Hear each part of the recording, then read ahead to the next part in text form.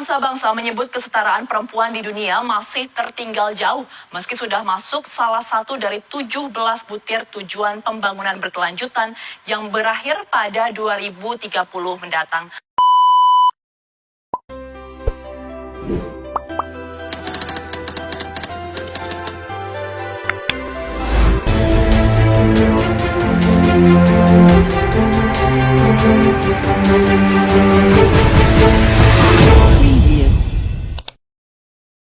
Raden Ajeng Kartini, sebuah nama yang identik dengan emansipasi.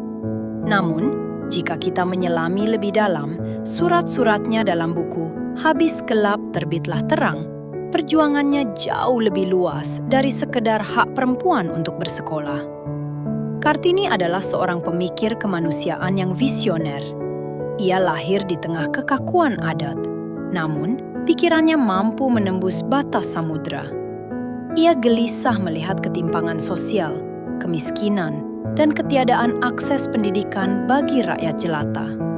Baginya, pendidikan adalah kunci utama untuk memanusiakan manusia. Kartini berjuang bukan dengan senjata, melainkan dengan pena, menggugat ketidakadilan yang dianggap wajar pada zamannya. Nilai-nilai yang diperjuangkan Kartini merupakan cikal bakal dari apa yang kita jalani hari ini dalam Pancasila.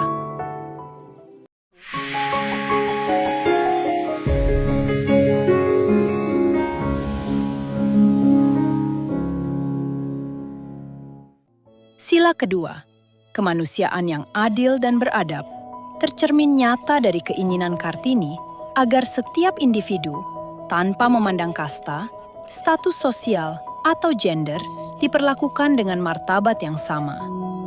Sedangkan sila ketiga, Persatuan Indonesia, terlihat dari visinya bahwa bangsa yang maju hanya bisa terwujud jika seluruh rakyatnya, termasuk kaum perempuan dan rakyat kecil, bersatu dalam kecerdasan dan kesejahteraan yang merata.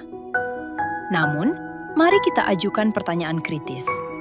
Apakah nilai-nilai ini sudah benar-benar hidup di tengah masyarakat kita saat ini? Mari kita hadapi realita pahit melalui lensa hukum.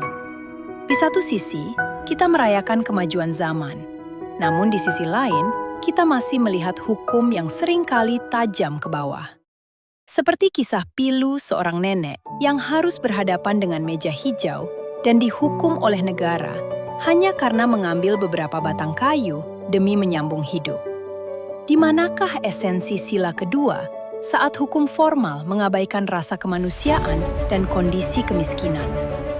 Di manakah keadilan bagi mereka yang rentan? Kasus seperti ini menunjukkan adanya jarak yang lebar antara norma hukum tertulis dengan nilai moral Pancasila yang seharusnya menjadi jati diri bangsa.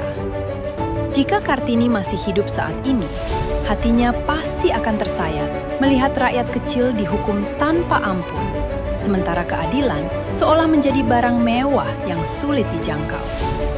Persatuan dalam sila ketiga tidak akan pernah kokoh jika rasa ketidakadilan terus membelah perasaan rakyat terhadap negaranya sendiri. Sebagai mahasiswa, tugas kita bukan sekedar menghafal sila-sila Pancasila, melainkan menguji dan menghidupkannya dalam realita. Apakah nilai Kartini tentang kesetaraan dan keadilan sudah benar-benar terwujud? Kasus hukum yang tidak manusiawi ini harus menjadi pengingat bagi kita semua, bahwa perjuangan Kartini belum usai. Kita membutuhkan sistem hukum yang memiliki hati nurani dan masyarakat yang berani bersuara untuk keadilan sosial. Karena tanpa rasa kemanusiaan yang adil, persatuan hanyalah sebuah kata tanpa makna. Mari terus kritis, mari terus peduli demi Indonesia yang lebih beradab.